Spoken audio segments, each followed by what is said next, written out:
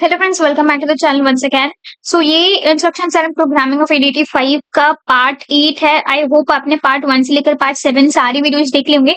Part 8 के अंदर हम डिस्कस करने जा रहे हैं, आई मीन कंटिन्यू करने जा रहे हैं अरिथमेटिक ग्रुप ऑफ इंस्ट्रक्शंस के इंस्ट्रक्शन सेट्स को। सो जरूर से इस वीडियो को एंड तक देखिए ताकि इंपॉर्टेंट जो इंस्ट्रक्शंस है वो आपसे मिस आउट ना जाए। सो इससे भी पहले चैनल पर नए तो चैनल को सब्सक्राइब कर दीजिए और वीडियो हेल्पफुल लगता है तो लाइक करना और कमेंट सेक्शन में आपके फीडबैक जरूर से मेंशन कीजिएगा। ठीक है, डाउट क्वेरी है वो भी आप जरूर से मेंशन कर सकते हो। सो स्टार्ट करते हैं with the next instruction which is SBBR। So which is nothing but subtract register with बोरो।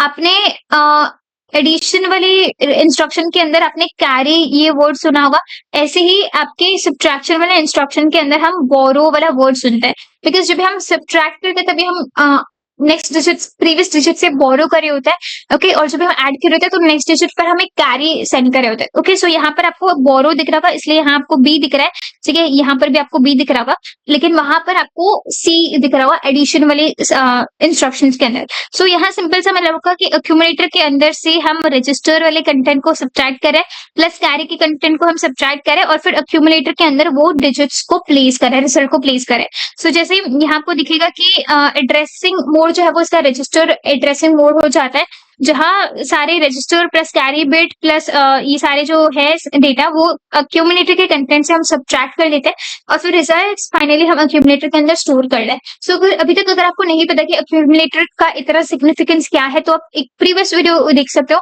वहां हमने देखा था कि एक्यूमुलेटर को एज अ बेस मान के हम ये सारे इंस्ट्रक्शंस कैसे ऑपरेशन करते हैं।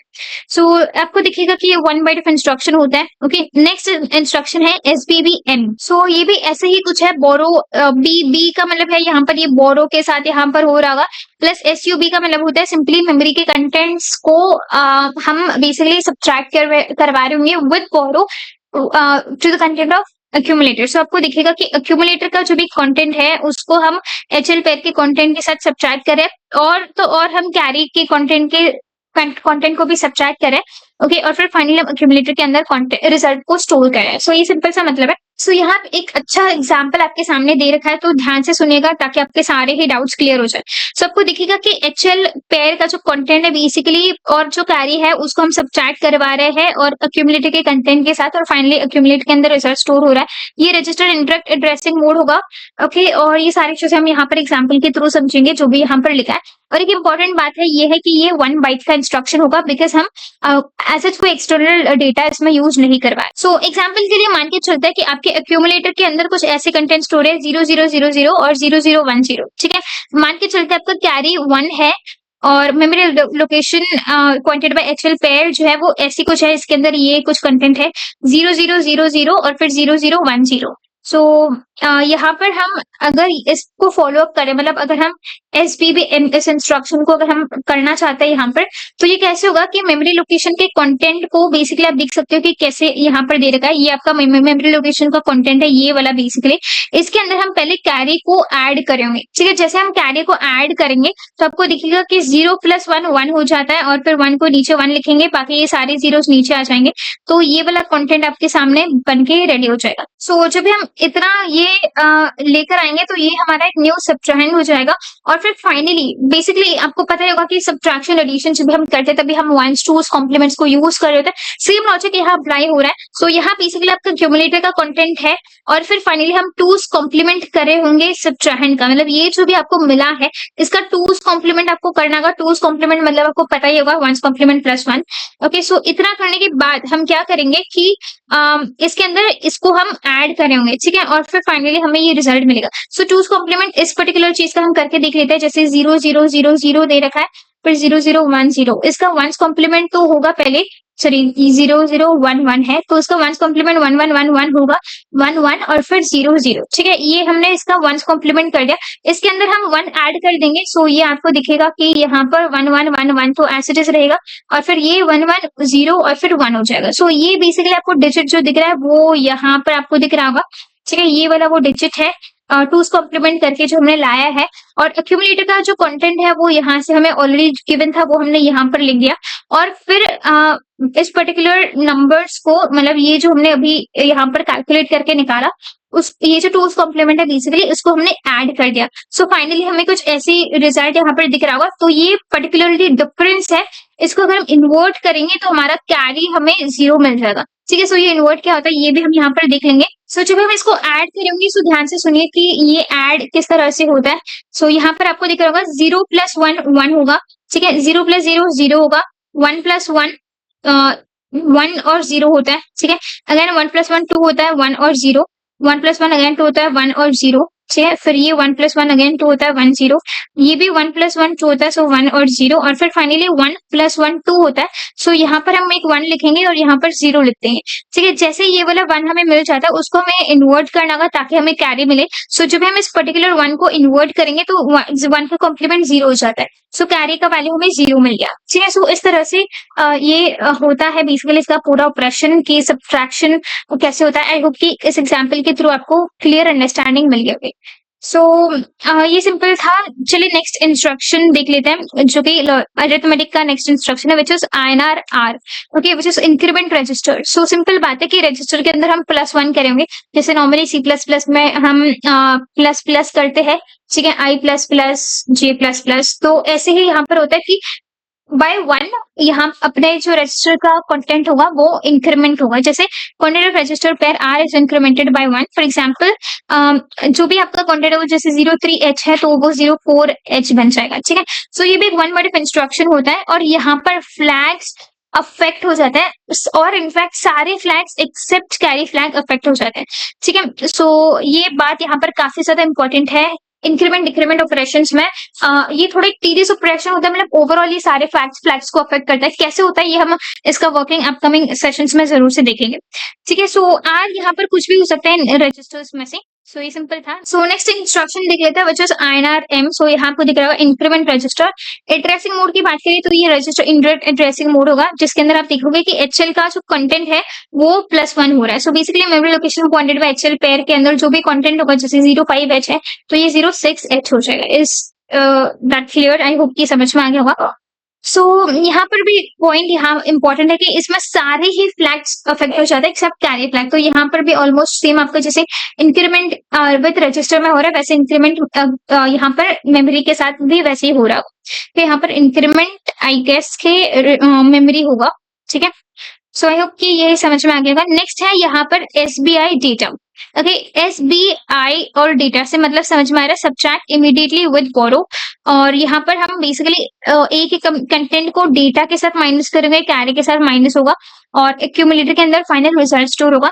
एड्रेसिंग मोड की बात करेंगे इमीडिएट होगा बिकॉज डेटा के साथ हम बात करें और ये 2 बाइट का इंस्ट्रक्शन होगा। सो ये भी काफी सिंपल होता है, जैसे यहाँ पर बस एक डेटा का डिफरेंस है, बाकी सब जो सब्ट्रैक्शन की तरह होगा वैसे ही होगा, प्लस यहाँ पर बोरो हम सब्ट्रैक्ट करवा रहे हैं। ओके, सो ऐसे इंक्रीमेंट की तरह आपकी डिक्रीमेंट के भी ऑपरेशंस होते हैं। जैसे आपको यहाँ दिख रहा होगा कि डिक्रीमेंट रजिस्टर, डिक्रीमेंट R का मतलब होता है कि R का कंटेंट बाय 1 डिक्रीज हो रहा। जैसे अगर 03 है तो ये 02H हो जाएगा आपके रजिस्टर के अंदर जो भी होगा कंटेंट वो।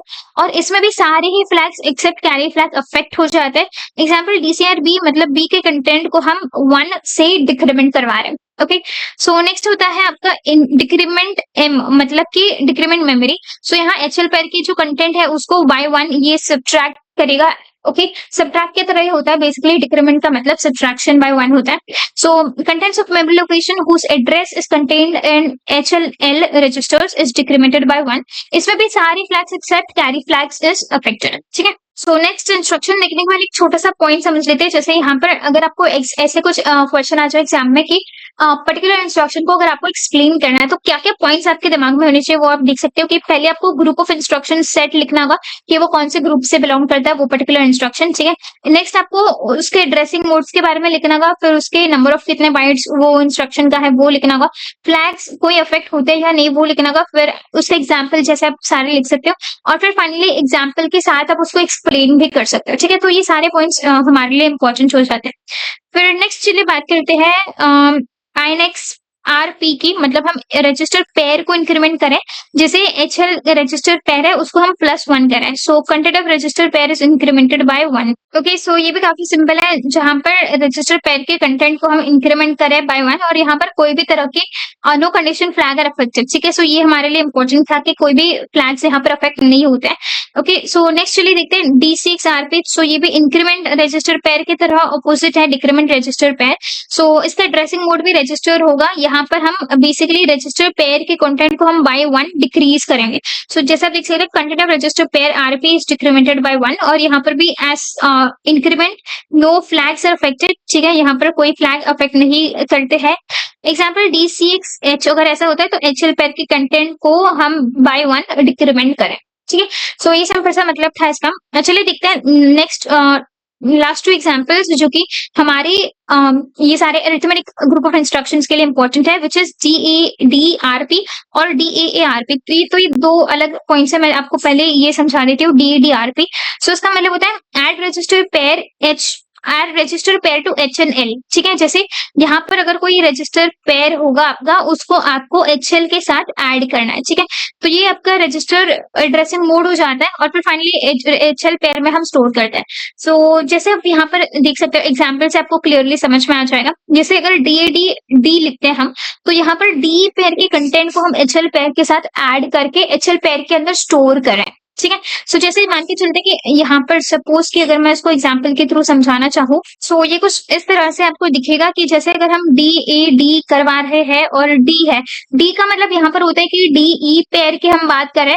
सो यहाँ पर जो भी HL पेयर का जो कंटेंट होगा, ठीक है, उसको हम D पेयर के कंटेंट के साथ सब्ट्रैक्ट करवाएंगे, मतलब ये माइनस ये ऐसे होगा, और फिर फाइनली जो रिजल्ट होगा वो हम स्टोर करवाएंगे इन HL रजिस्टर पेयर। मान के चलते कि HL के अंदर 03 मतलब कि HL के अंदर मान के चलते हैं कि आपका 2001H है, और DE पेयर के अंदर मान के चलते कि आपका 3002H है, ऐसा कुछ है। सो जब भी आप ये DAD करोगे, इसका मतलब है कि D पेयर का जो कंटेंट है वो HL पेयर के साथ सब्ट्रैक्ट करके HL पेयर के अंदर स्टोर होगा। सो बेसिकली ये सब्ट्रैक्शन यहाँ पर आपका हो रहा होगा। सो यहाँ पर सॉरी एडिशन आपका हो रहा होगा बिकॉज इट इज एडिशन। ठीक है, ऐड DA मतलब होता है कि ऐड करना है। सो यहाँ पर ये ऐड हो रहा होगा, और फिर 2 + 1 3005। ठीक है, सो ये बेसिकली कंटेंट आपका HL पेयर के अंदर ये स्टोर हो रहा होगा।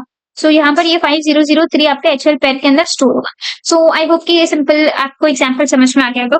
नेक्स्ट है DAD, which is one of the most important instructions of a logical group of arithmetic group of instructions, which is decimal adjust accumulator। ठीक है, सो ये क्या मतलब होता है इसका, चलिए समझ लेते हैं। काफी इंपॉर्टेंट है, सो ध्यान से सुनिएगा। सो यहाँ आप देख सकते हैं कि डेसिमल एडजस्ट एक्यूमुलेटर का मतलब क्या होता है कि 8-bit number in the accumulator is adjusted to form 2 4-bit binary coded decimal digits by the following process. इसका मतलब होता है कि आपका जो भी 8-bit नंबर जो आपके पास होगा, ठीक है, 8-bit नंबर जो होगा, इसको बेसिकली एडजस्ट किया जाता है कुछ 2 4-bit डिजिट्स के हिसाब से। तो यहाँ पर 2 4-bit के आपके बाइनरी कोडेड डेसिमल डिजिट्स होते हैं। BCD डिजिट्स आपने सुना होगा क्लास 11th में, बेसिकली हम ये पढ़ते हैं बाइनरी कोडेड डिजिट्स के बारे में। ठीक है, बाइनरी कोडेड डेसिमल डिजिट्स, तो BCD नंबर्स के अंदर वो बेसिकली डिवाइड किए जाते हैं। 8 बिट्स के 4 बिट्स के 2 बनते हैं। ओके, 8 बिट्स को हम कन्वर्ट करते हैं टू 4-bit BCD डिजिट्स। और फिर ये कैसे होता है वो भी आप देख सकते हो कि फर्स्ट प्रोसेस में क्या होता है इसमें, कि आप देख सकते हो if the value of the least significant 4 bits of the accumulator is greater than 9, या तो अगर AC फ्लैग इज सेट तो 6 ऐड किया जाता है एक्यूमुलेटर के कंटेंट के अंदर, या तो अगर मोस्ट सिग्निफिकेंट डिजिट्स बिट्स का जो वैल्यू है एक्यूमुलेटर का अगर वो ग्रेटर देन 9 है, तो बेसिकली कैरी फ्लैग के ऑक्सिलरी कैरी फ्लैग 6 को सेट किया जाता था पहले, तो इसमें कैरी फ्लैग को 6 में सेट किया जाएगा। ठीक है, और फिर मोस्ट जो 4 बिट्स के जो मोस्ट सिग्निफिकेंट डिजिट्स है वो एक्यूमुलेटर के साथ ऐड कर दिए जाएंगे। सो ये सिंपल सा होता है। इसकी वर्किंग जब भी हम ALPs करेंगे तब मैं आपको अच्छे से बताऊंगी। आई होप कि बेसिक अंडरस्टैंडिंग आपको मिल गया होगा। इंपॉर्टेंट पॉइंट ये है कि ऐसे ये एक ऐसा इंस्ट्रक्शन है जहां पर आपके सारे फ्लैग्स इफेक्ट हो जाते हैं। ओके, सो इसके जो इंस्ट्रक्शंस आपके वर्किंग वाइज जो हमने नहीं कवर अप करवाए, तो वो हम अपकमिंग सेशंस के अंदर कवर अप करवाएंगे। ठीक है, आई होप कि यहाँ तक आपको समझ में आ गया होगा। इतना नॉलेज आपके लिए मोर देन सफिशिएंट है आपके ALPs को लिखने के लिए। ठीक है, अगर आप ये सारी वीडियोस को अब तक अच्छे से फुल्ली देख रहे हो तो आप ALPs आराम से लिख पाओगे। कोई भी तरह का क्वेश्चन आएगा तो आप उसको अच्छे से टैकल कर पाओगे। सो आई होप कि अभी तक का सब सारे सेशंस क्लियर थे। अगर नहीं तो डाउट्स आप कमेंट सेक्शन में पूछ सकते हो। फीडबैक जरूर से कमेंट सेक्शन में दीजिएगा। चैनल को सब्सक्राइब कीजिए, वीडियो को लाइक कीजिए। मिलते हैं नेक्स्ट वीडियो में। Thank you.